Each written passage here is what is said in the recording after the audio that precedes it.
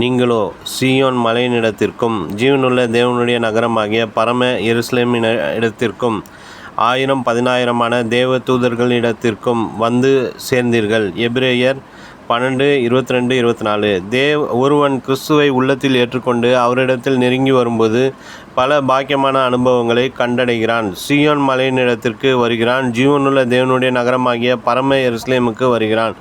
பரலோகத்தில் பேர் எழுதியிருக்கிற சர்வ சங்கமாகிய சபையினிடத்திற்கு வருகிறான். பூரணமாக்கப்பட்ட நீதிமான்களுடைய ஆவிகளினிடத்திற்கு வருகிறான். இயேசு கிறிஸ்துவினுடைய இரத்தத்தினிடத்திற்கு வருகிறான். மட்டுமல்ல, 1000 தேவ தூதர்களண்டைக்கு வருகிறான். நம்முடைய பரம பிதாவான கர்த்தருடைய குடும்பம் மிகப்பெரிய குடும்பம். இந்த குடும்பம் பூமியிலும் பரலோகத்திலும் நிரம்பி விருந்து கிடைக்கிறது. தேவனுடைய குடும்பத்திலே பூமி எங்கும் கோடிக்கணக்கான விசுவாசிகள் இருக்கிறார்கள்.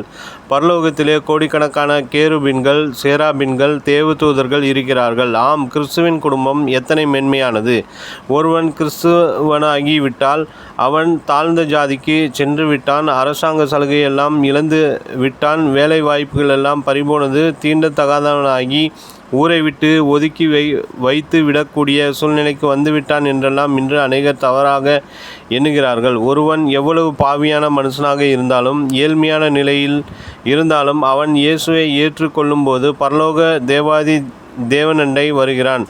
ராஜாதி ராஜாவின் பிள்ளை என்கிற பாக்கியத்திற்குள் வருகிறான். 1000 தேவதூதர்கள் இருக்கிற குடும்பத்தண்டை வருகிறான்.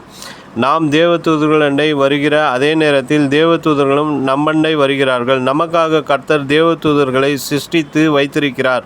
அவர்கள் மாபெரும் சௌரியவான்களாக, பலசாலிகளாக, வேகமாக பறந்து செல்லுகிறவர்களாக இருந்தபோதிலும் அவர்களையெல்லாம் கர்த்தர் நமக்கு பணிவிடை ஆவிகளாக கொடுத்திருக்கிறார். வேதம் சொல்கிறது, இரட்சிப்பை சுதந்திரிக்கப் போகிறவர்களின் நிமித்தமாக ஊழியம் செய்யும்படிக்கு அவர்கள் எல்லோரும் அனுப்பப்படும் பணிவிடை ஆவிகளாய் இருக்கிறார்கள் அல்லவா? எபிரேயர் 1:14. நம்மை வீழ்த்துவதற்கென்றும் சோதிப்பதற்கென்றும் சாத்தான் ஒரு பிசாசை அனுப்ப நினைத்தால், கர்த்தரோ நம்மை பாதுகாக்க அக்னிமயமான இரதங்களையும் குதிரைகளையும் அதோடு 1000 தேவதூதர்களையும் அனுப்ப ஆயத்தமாயிருக்கிறார். தேவ பிள்ளைகளே, கிறிஸ்துவின் குடும்பத்தில் உறுதியாய் தரித்திருப்பீர்களா?